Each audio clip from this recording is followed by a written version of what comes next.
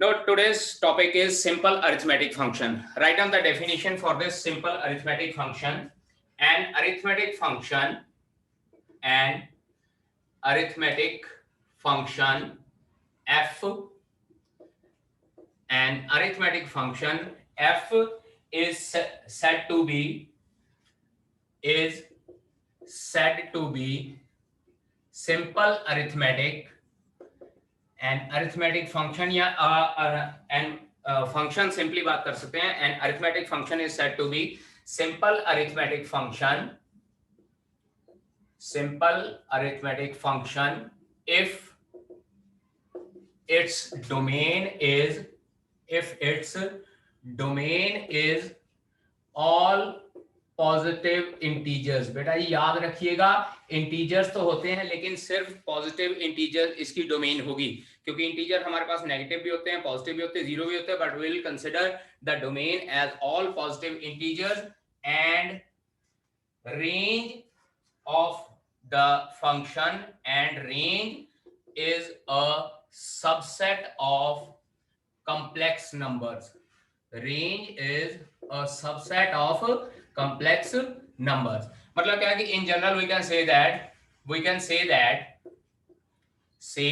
that f from z positive to c, f from z positive to c. Plus one class में आप लोगों ने functions के बारे में थोड़ा बहुत पढ़ा होगा.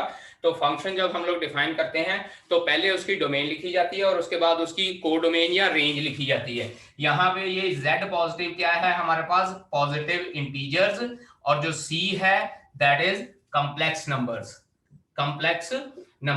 अगर किसी फंक्शन की डोमेन हमारे पास पॉजिटिव इंटीजर्स है और रेंज कॉम्प्लेक्स नंबर है, then that function will be considered as simple arithmetic function. थोड़ा सा रिकैप्चुलेट कर लेते हैं कि what do you mean by domain and what do you mean by range. Let us suppose मैं एक बात करता हूं कि y is equals to 2x.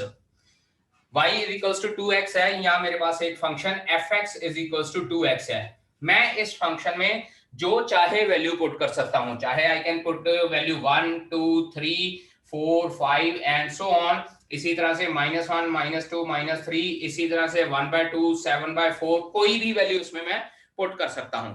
और अगर कोई भी वैल्यू पुट कर सकता हूं तो जो वैल्यू हम लोग इस फंक्शन में पुट कर सकते हैं then that value will become the domain of the given function. इसका मतलब क्या है कि फंक्शन की अगर डोमेन पॉजिटिव इंटीजर्स है, मतलब अगर इस फंक्शन में मैं सिर्फ पॉजिटिव इंटीजर्स ही पुट कर सकता हूं, then this function will be known as simple arithmetic function. और उसके बाद रेंज का मतलब होता है कि जो ये वैल्यूज हम लोग पुट कर रहे हैं, ये वैल्यू पुट करने के बाद हमारे पास आंसर क्या आएगा, that answer will be known as the range of the given function. Let us suppose कि इसी फंक्शन की बात करते हैं. इस फंक्शन में मुझे ये कहा गया है कि ये फंक्शन जो है f from capital N to, ये यहाँ पे मैंने क्वेश्चन मार्क मारा है, ये बाद में बताता हूँ क्वेश्चन मार्क क्यों लगाया है. f फ्रॉम नेचुरल नंबर, मतलब क्या है कि इस फंक्शन में मैंने सिर्फ नेचुरल नंबर पुट करने हैं. अगर इस फंक्शन में मैं नेचुरल नंबर पुट करता हूं that is 1 2 3 4 and so on, value put करता हूं, तो चेक कीजिए 2x होने की वजह से इसके पास मेरे पास हमेशा आंसर जो है इवन नंबर ही आएगा. तो यहाँ पे मैं क्या करूंगा, f from n to 2n हो जाएगा. मतलब क्या हो जाएगा, 2n की बजाय इवन नेचुरल नंबर हम लोग लिखेंगे. तो इसका मतलब क्या हो जाएगा, इस फंक्शन की जो डोमेन है वो नेचुरल नंबर है, लेकिन जो रेंज इस फंक्शन की हो जाएगी इवन नेचुरल नंबर हो जाएगी. तो इसका मतलब क्या हो जाएगा, any function whose domain is positive integer, मतलब क्या कि उसमें अगर हम लोग पॉजिटिव नंबर्स पुट करते हैं और उसके बाद रेंज जो है सबसेट ऑफ कॉम्प्लेक्स नंबर आती है, then that function will be known as simple arithmetic function. ठीक है जी. There are different types of simple arithmetic function. First one is number 1 divisor function. Note करते जाइएगा बेटा जी साथ साथ में, divisor function.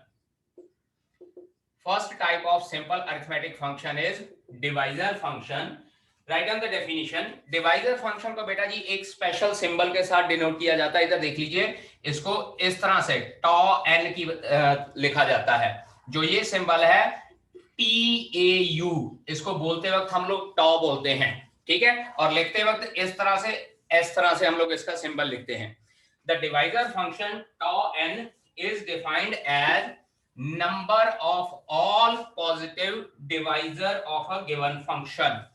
tau n is equals to number of all divisors of n, number of all divisors of n where n belongs to natural number। जो ये n है ये नेचुरल नंबर होता है, और यहाँ पे number of all best way रहता है कि हम लोग यहाँ पे लिख लें number of all positive divisors of n where n belongs to natural number। Now let us suppose मैं कहता हूं कि मेरे पास if n is equals to 12 है, मान लीजिए n की वैल्यू 12 है, तो tau n क्या हो जाएगा हमारे पास। tau n फाइंड आउट करने के लिए हम लोगों ने क्या करना है, जो 12 है उसके डिवाइजर्स लिखने हैं। नाउ सी हियर 12 के डिवाइजर क्या होते हैं, मतलब क्या है कि 12 को कौन कौन सा नंबर डिवाइड करता है एग्जैक्टली यहाँ पे आ जाएगा 1 2 3 4 6 और 12। चेक कीजिए ये 6 नंबर 12 को एग्जैक्टली डिवाइड करते हैं, तो tau n मींस tau 12 ये हमारे पास क्या हो जाएगा 6 हो जाएगा। याद रखिएगा डिवाइजर फंक्शन क्या होता है, number of all positive divisor of a given number. यहाँ पे मान लीजिए n12 दिया हुआ है तो n12 के 6 डिवाइजर हैं, so we can say that tau n यानी कि tau 12 इज इक्वल्स टू 6। ठीक है, we are giving one more example. अगर n हमारे पास 30 है, we need to find out the divisor function of 30 that is tau 30। तो tau 30 के लिए हम लोग क्या करेंगे, 30 के सारे डिवाइजर्स लिख लेंगे और काउंट कर लेंगे यहाँ पे 30 के कितने डिवाइजर हैं, that will be given by the given number which are the number of divisors of the given value of n where n belongs to natural number। ठीक है बेटा जी। Next type is sum divisor function. Sum divisor function जो ये sum divisor function होता है बेटा, it is defined as या it is denoted as sigma n। ये सिग्मा n, सिग्मा का सिंबल होता है, इसको सिग्मा n से डिनोट किया जाता है। Sigma n is equals to sum of all positive divisors of n, sum of all positive divisors of n where n belongs to natural number। अभी पिछला हम लोगों ने टाइप की थी डिवाइजर फंक्शन की, उसमें हम लोगों ने क्या किया है, कोई नेचुरल नंबर लिया उसके नंबर ऑफ डिवाइजर बता दिए, दैट इज डिवाइजर फंक्शन। लेकिन sum divisor function as the name indicates कि जो डिवाइजर फंक्शन है उन सभी का सम फाइंड आउट करना है। अगेन पिछली टाइप की एग्जांपल ले लेते हैं। If n is equals to 12 I need to find out sigma n that is sigma 12। तो क्या हो जाएगा, यहां पे लिखेंगे we find that divisors of 12 are क्या क्या डिवाइजर थे, 1 2 3 4 6 and 12। Therefore sigma n means sigma 12 will be equals to sum of all these divisors, that is 1 plus 2 plus 3 plus 4 plus 6 plus 12। और जब हम लोग इनको ऐड करते हैं 1 plus 2 3 3 6 4 10 16 and 12 28, तो इसका मतलब हमारे पास सिग्मा n कितना हो जाएगा, 28 will be our answer। Similarly, if n is equals to 30, it implies divisors क्या थे 30 के, divisors of 30 1 2 3 and then 5 6 10 15 and 30। 1 2 3 4 5 6 7 8 divisor थे 30 के। तो अगर हम लोग सिग्मा n यानी कि सिग्मा 30 फाइंड आउट करना चाहते हैं, then that will be equals to 1 plus 2 plus 3 plus 5 plus 6 plus 10 plus 15 plus 30, and your answer will be 3 6 11 17 27 42 and then 72। so this will be your answer for this value of n which is equals to 30। तो हम लोगों ने अभी दो type के function पढ़े हैं, first one is divisor function and second one is sum divisor function. बेटा पेपर में जो क्वेश्चन आता है, क्वेश्चन में ये नहीं कहा होता कि find out the divisor function of this number या find out the sum divisor of this function, simply लिखा होता है फाइंड tau 12 या फाइंड सिग्मा 12। फाइंड tau 12 मतलब क्या है कि हम लोगों ने इसके डिवाइजर लिखने हैं, और सिग्मा 12 मतलब क्या है कि we need to find out the sum divisor of this number. Okay बेटा, नोट कीजिए इसको, इंपॉर्टेंट नोट। दो तीन प्रॉपर्टीज हैं हमारे पास इंपॉर्टेंट नोट के तौर पे, जो हम लोग ये सम डिवाइजर फंक्शन और डिवाइजर फंक्शन की फॉर्म में लिखेंगे। First one is if n is prime number, if n is prime number. बेटा आई होप कि आप लोगों को प्राइम नंबर पता होंगे। प्राइम नंबर कौन से होते हैं? जो नंबर सिर्फ अपने पे डिवाइड होते हैं, those numbers are known as prime number. अगर हमारे पास n जो है प्राइम नंबर है, then tau n will always be equals to 2 and sigma n will always be equals to n plus 1।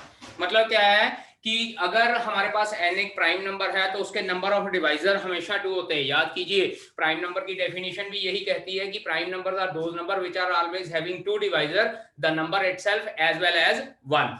तो अब यहाँ पे एग्जांपल लेते हैं। Example, if n is equals to 13, check कीजिए 13 इज अ प्राइम नंबर।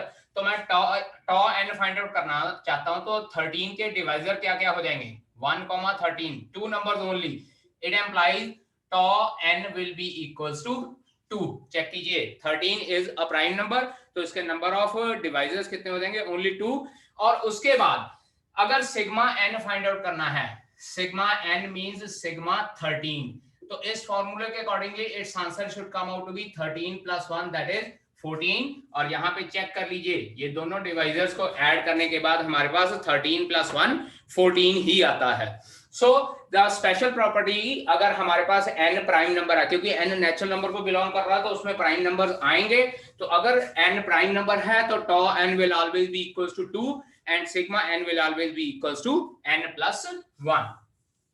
इसके बाद सेकंड प्रॉपर्टी हमारे पास ये है, second property is for n is equals to 1, for n is equals to 1, tau n will always be equals to sigma n। अगर n की value 1 है तो tau n that is divisor is always equals to 1 and sum of divisor is again equals to 1। Natural सी बात है, 1 का divisor तो सिर्फ 1 ही रहेगा, सो tau n की वैल्यू 1 आ जाएगी। और उसके बाद उसके डिवाइजर क्योंकि सिर्फ 1 है तो सिग्मा 1 1 को ऐड करने की जरूरत नहीं पड़ेगी, सो tau n will be equals to sigma n। अब इसके बाद थर्ड एक इंपॉर्टेंट प्रॉपर्टी है, वेरी इंपॉर्टेंट। अभी तक हम लोगों ने जो tau n और sigma n फाइंड आउट किया, मतलब क्या है कि डिवाइजर फंक्शन फाइंड आउट किया और सम डिवाइजर फंक्शन फाइंड आउट किया, वो तो छोटे छोटे नंबर थे। लेट अस सपोज मैंने एक एग्जांपल दे दी, 12 दे दिया और एक 30 लिख दिया। 12 और 30 लिख दिया तो 12 के डिवाइजर भी बता दिए, 30 के डिवाइजर भी बता दिए। थोड़े थोड़े डिवाइजर है, 12 के डिवाइजर 4 थे और 30 के डिवाइजर 8 थे, तो we have find out the tau function and sigma function. लेकिन अगर हमारे पास एक नंबर बड़ा आ जाता है, if n is equals to 180, मान लीजिए n जो है मेरे पास 180 है, नंबर बड़ा है। अब इसके डिवाइजर फाइंड आउट करने हैं, यानी कि मुझे कहा गया है n is equals to 180, find tau 180 and sigma 180। ये मैं थर्ड प्रॉपर्टी इस नंबर के अकॉर्डिंगली आप लोगों को डिफाइन करूंगा कि अगर मेरे पास नंबर बड़ा है और उस बड़े नंबर के डिवाइजर भी फाइंड आउट करने पड़े तो वो बहुत ज्यादा हो जाते हैं। लेट अस सपोज अगर 180 को डिवाइजर फाइंड आउट करना शुरू करें, 1 होता है, 2, 3, 4, 5, 6 और उसके बाद 10, then 12, then 15, after that 18, then 20 and so on चलते जाते हैं। काफी सारे डिवाइजर आ जाते हैं हमारे पास इसके 180 के। तो अब कहां तक हम लोग फाइंड आउट करते रहेंगे, और हो सकता है कि माइंड में सोचते वक्त एक आध नंबर हमारा स्किप कर जाए। तो अगर हमारे पास नंबर इस तरह से बड़े हो जाते हैं, then what is the process to find out tau n and sigma n। तो इसमें हम लोग क्या यूज करते हैं? इसमें हम लोग यूज करते हैं prime factorization method. Prime factorization method, prime factorization method. तो अब प्राइम फैक्टराइजेशन मेथड से किस तरह से फाइंड आउट करते हैं, मैं एग्जांपल के साथ आपको बताता हूं। सबसे पहले मैं n की प्राइम फैक्टराइजेशन फाइंड आउट करता हूं 180 की। आप लोग 180 की प्राइम फैक्टराइजेशन फाइंड आउट करना शुरू कीजिए और and you will find out कि आपके पास 2 raised to power 2 multiply by 3 raised to power 2 into 5, ये प्राइम फैक्टराइजेशन आती है। चेक कीजिएगा, 2 2 4, 4 3 12, 3 36, 36 5 180। ये हमारे पास प्राइम फैक्टराइजेशन आ जाती है 180 की। तो अब अगर प्राइम फैक्टराइजेशन आ गई है, then what is the process to find out tau n and sigma n? बेटा याद रखिएगा, अगर एक नंबर बड़ा है और उसकी प्राइम फैक्टराइजेशन भी बड़ी है, प्राइम फैक्टराइजेशन मतलब क्या है, उसकी prime factorisation p1 raise to power k1 multiply by p2 raise to power k2 multiply by p3 raise to power k3 multiply by and so on pr raise to power kr की form में है। मतलब क्या है, p1 पहला prime factor है और k1 उसकी पावर है, p2 सेकंड प्राइम फैक्टर है और k2 उसकी पावर है, p3 थर्ड प्राइम फैक्टर है और k3 उसकी पावर है, and so on so on so on. अब इसको और इसको कंपेयर करें, चेक कीजिएगा, p1 की वैल्यू मेरे पास कितनी आ गई 2, p2 की वैल्यू मेरे पास कितनी आ रही है 3 एंड p3 की वैल्यू मेरे पास कितनी आ रही है 5, क्योंकि मेरे पास तीन डिस्टिंक्ट प्राइम नंबर थे।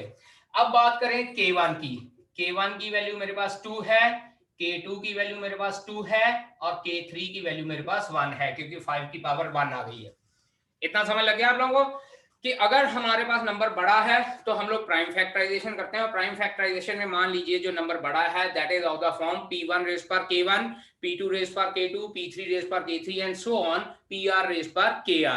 मतलब डिफरेंट प्राइम नंबर्स है और उन डिफरेंट प्राइम नंबर्स की कुछ डिफरेंट पावर है हमारे पास। तो अब बेटा जी देखिए ध्यान से, अब अगर मैं फाइंड आउट करना चाहता हूं then tau n will be given by tau n, it will be given by k1 plus 1 into k2 plus 1 into k3 plus 1 and so on into kr plus 1। मतलब क्या है कि जितनी भी हमारे पास पावर्स हैं उन सब में 1 ऐड करके आपस में मल्टीप्लाई कर देना है। तो अब अगर मैं tau n फाइंड आउट करना चाहता हूं, it implies tau n will be equals to, देखिए बेटा जी k1 k2 k3, this was k1, this is k2 and this is k3, सिर्फ पावर्स की फॉर्म में चेक करना है।